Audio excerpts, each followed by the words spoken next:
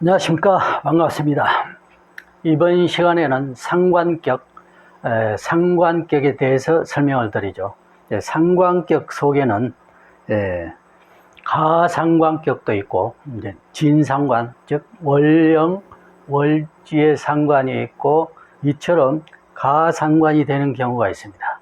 그래서 진상관과 가상관, 여기서 이제 겸해서 설명드리죠.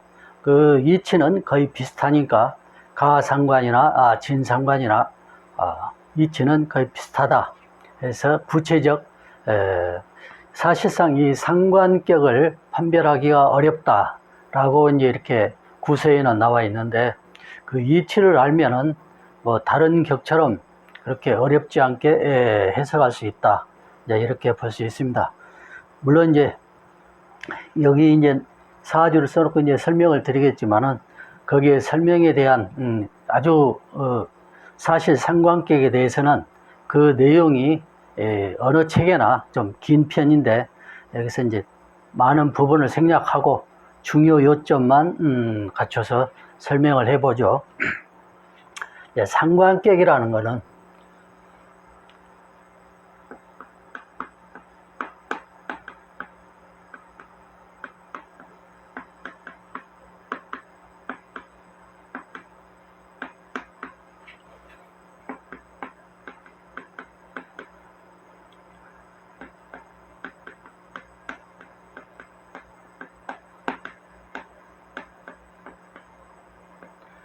아신의 기운을 도적해가는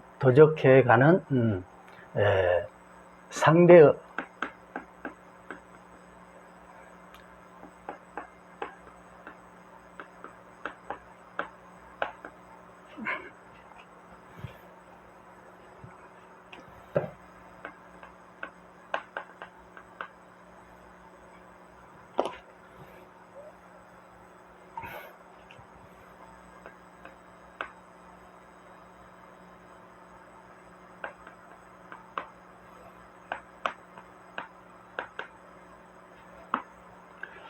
아신의 기운을, 즉 일간의 기운을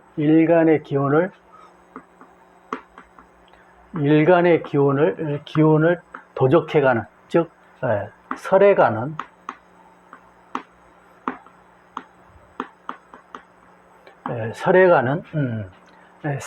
상대성물이다. 상대성물이다. 즉 상대적 내 기운을 뺏어가는 도적과 같은 상대적 귀물이다. 이렇게 이제 볼 수도 있는데, 어쨌든 이렇게 나쁘게 처음부터 표현한 것은 좀 무리지만은, 상관격으로서의 격을 갖추면, 즉 월지에 상관을 주어져서 진상관이 주어져 있을 경우는 그 나름대로의 기격으로서의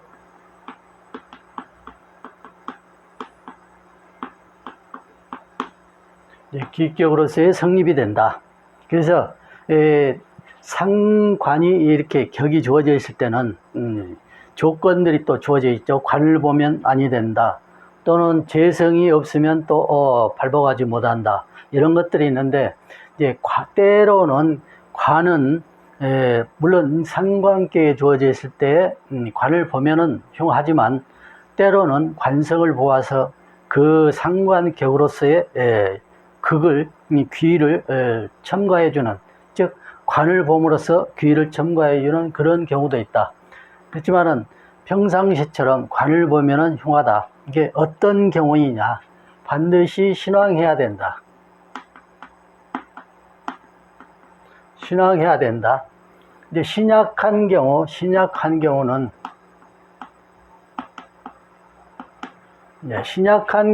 상관격이었을 때에도 설이 내 기운을 도적해가는 상대물이니까, 만약에 신약하다면 내가 기운이 없는데 내 기운을 더 뺏어가 버리는 상황이니까 오히려 상관이 흉하다. 이럴 때에는 인성을 보아야 된다. 인성을 보아서 내 기운을 북돋아 주어야 된다. 그러면서 상관을 제재를 해주니까 제재를 해주면서 나의 기운을 북돋아 주니까 인성을 보아야 된다. 신약한 경우는 인성을 보아야 된다. 신앙하는 경우는 인성을 볼 필요가 없죠.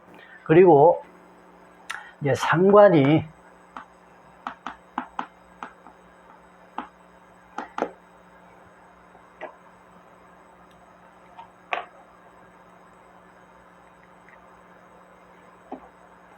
상관이 약한 경우는 약하고 비겁이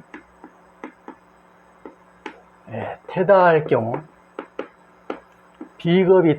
경우는 이럴 때에 비로소 관을 보아야 된다.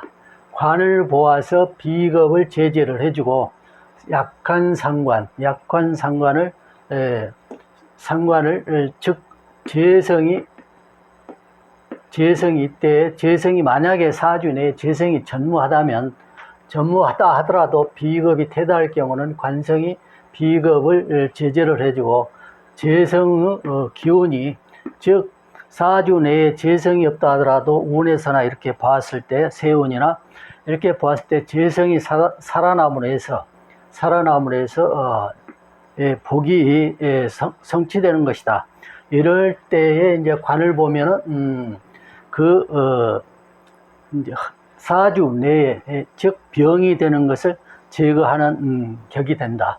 이렇게 이제 보는 것이고, 이 사주를 우선 보면은 무일간이 6월에 되어서 사회축금국되고 진중에 개수에서 진중에 개수가 투관되고, 그래서 비록 인성이 시간에 있다 하더라도 재성이 즉 튼튼하고 또 상관이 사회축금국돼서 튼튼하고 상관생제됨으로 해서 인성이 약화됐다.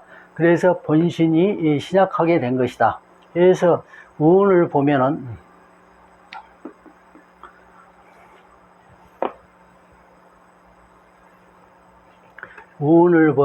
임신,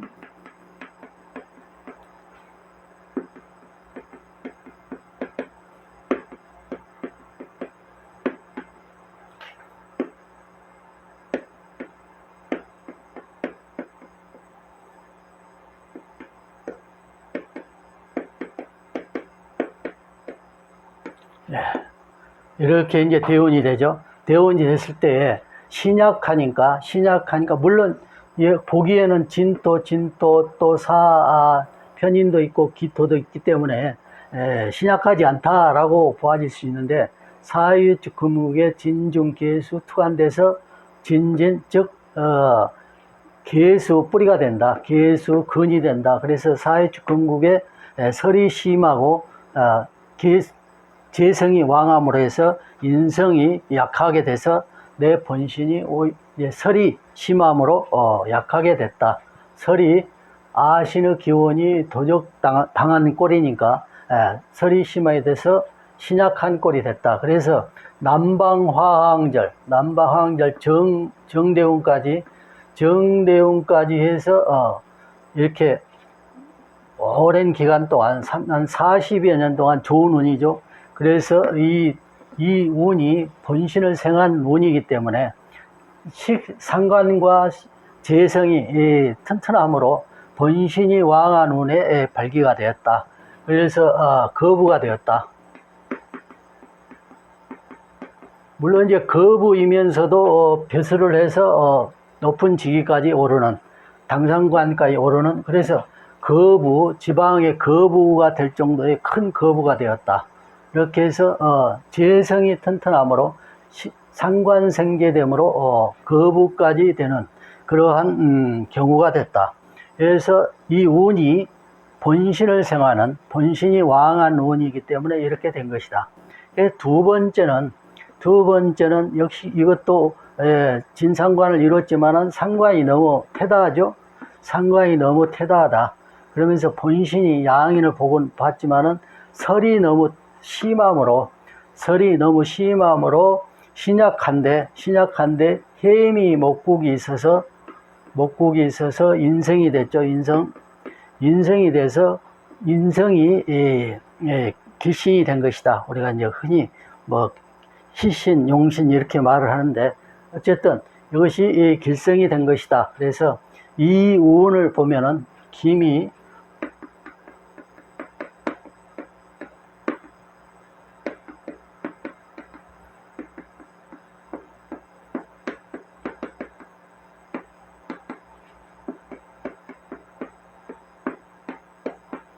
이렇게 보면은 이제 쭉 해서 이 천연은 서방운이죠. 즉 금운이죠.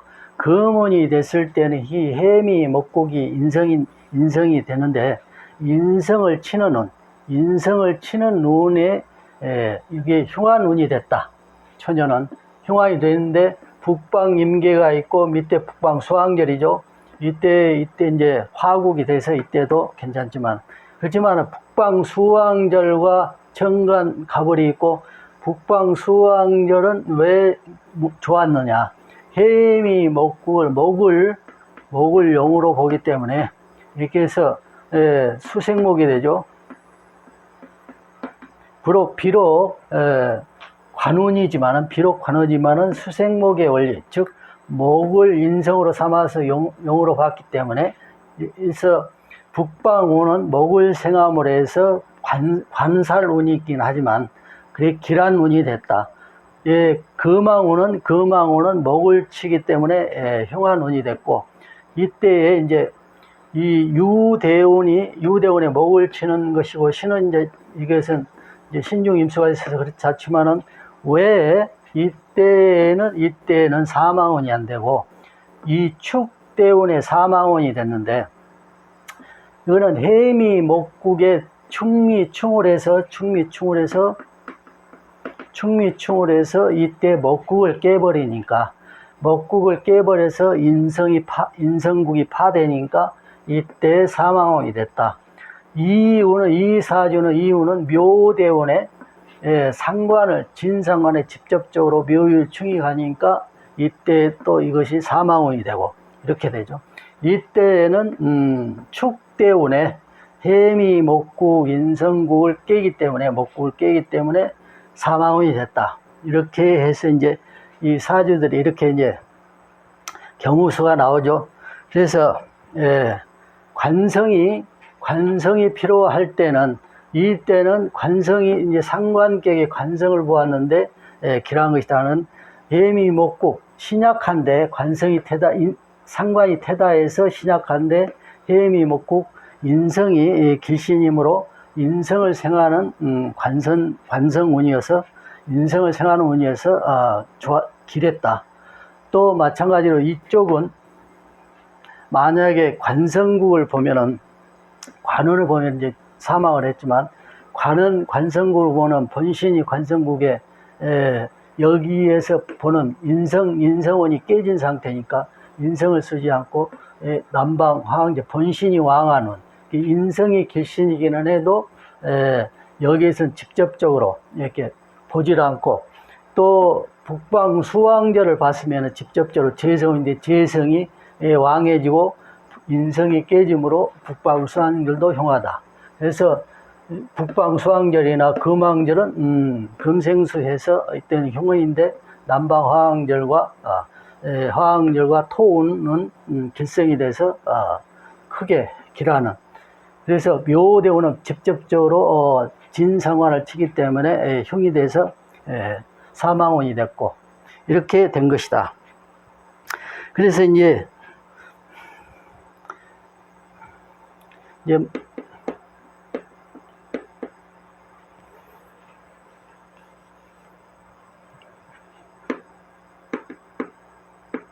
신약한데 식상이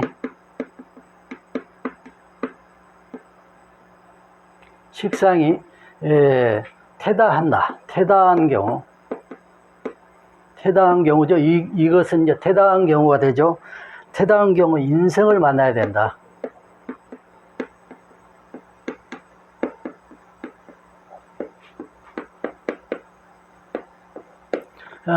이 사주 경우가 바로 여기에 해당이 되죠. 신약한데 식상이 태다한 경우 인성을 만나야 된다. 이래야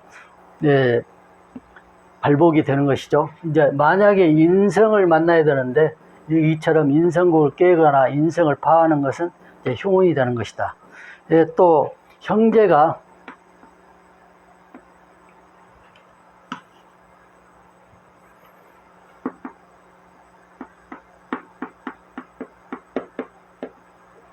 형제가 태다한 경우, 비겁이 태다한 경우죠. 이럴 때에는 관성을 보아야 한다.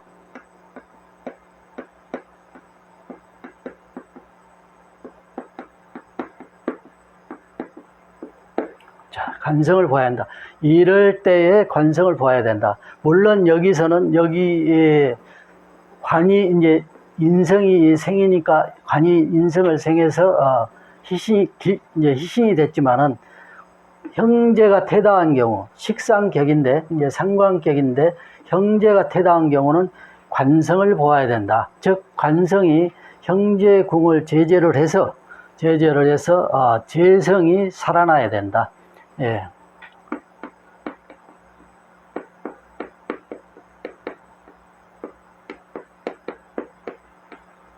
이제 재성 생기돼야 된다. 그래야 이게 발복이 되고 즉 이제 부할 수도 있는 거고 관직에 나가서 크게 승진할 수도 있는 것이죠. 그래서 형제가 태다한 경우 제재가 안 된다라면은 비록 상관객이라 하더라도 그 상관생제돼서 그 재성이 군급정제 형국이 되면은 절대 발복이 될 수가 없다. 또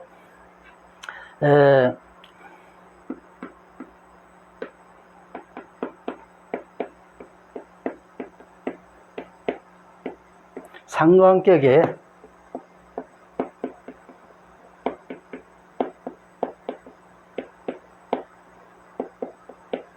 상관격이 무죄면 또 고생만 많고 고생만 심하다. 고생만 심하다. 즉 노고만 많지 득이 없다. 이게 얻어지는 게 없다. 이제 이렇게 보아지는 것이죠. 이 밑에 세 번째 사주는 이제 월지가 정제가 돼 있죠. 정제가 돼 있어서 이 경우는 인호술 화국돼서 가상관, 이제 가상관이 된 것이죠. 이제 가상관이 돼서 논리는 이제 비슷하죠.